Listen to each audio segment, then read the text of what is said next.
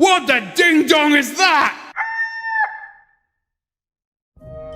Hey you beautiful buccaneers, Falcore here. So it is with a happy smile that I bring to you all news that the world is indeed once again beginning evolution, and various islands across the Sea of Thieves have begun changing once again, allowing our grey matter to pump through our brains as we're trying to figure out what is going on. Except for one massive drawback this time: we already know what's going on. Within the 2024 showcase video, we learned that after the Burning Blade returns to the Sea of Thieves in its not-so-ectoplasm original form, Flameheart and his minions will be constructing skeletal dig sites at several islands within the game, one of them being Picaroon Palms as seen here. These will be areas that can be sabotaged as a regular ship on the seas, but will also be the main focus of the Burning Blade event, to seek out the mysterious orbs of secrets buried deep below the earth in ancient temples to give to Flameheart himself. And these areas have begun construction at 5 different islands across the Sea of Thieves.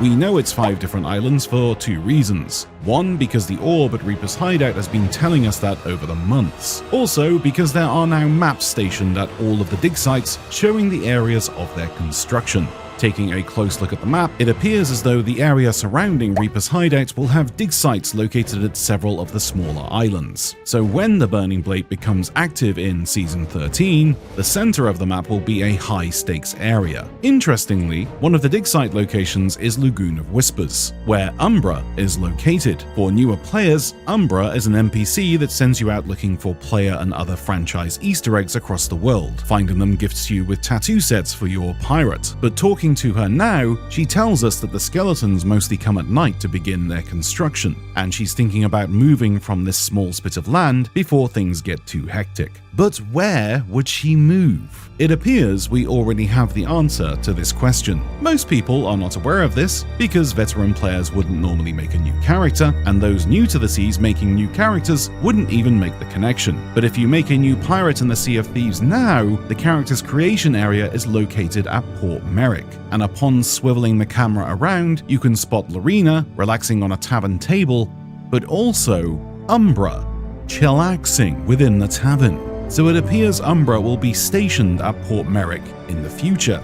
I mean, there's plenty of space here, and it would actually be a reason for newer players to visit Port Merrick over any of the other outposts, because if you're not captained, you don't want to hand your loot in here. But whilst we're at Port Merrick, let's take a look at the tarot cards at the Order of Souls HQ. Those tarot cards have been stationed here for some time now, and revealing secrets to those loyal with the Pirate Lord. But as you can see, unfortunately, once again, it's telling us nothing new that we don't already know from watching the preview video. I'm really in like 2 minds about the preview video. I mean, I love the fact that it hyped up the community. I think I can speak for everyone when I say 2024 looks like it's going to be fire. I mean, quite literally. But it's also kind of disappointing to know what all these structures and hints will eventually be. Remember Reaper's Hideout? How it went from this, to this, to this, and finally, how it stands now. Nobody knew about that. It was a speculation train all the way. But with this, it's kind of a sour train all the way.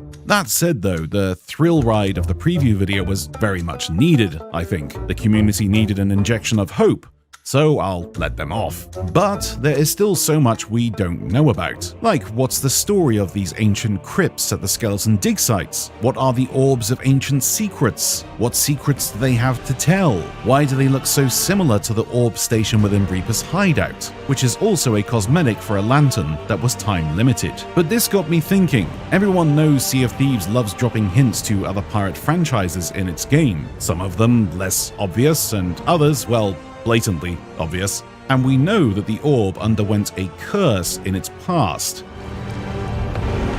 It knows exactly where it is bound. The red corroding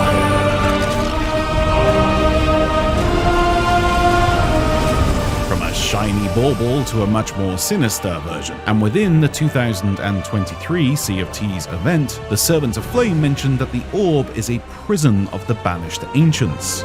Prison of the ancients, restless voices of the banished, bound in glitter and jewel. Now you have the greatest honor. Every king needs his oracle. Anyone else remember that scene from the Pirates of the Caribbean where Blackbeard kept a collection of ships in bottles which could be freed into the ocean where they regain their full size and power? Well...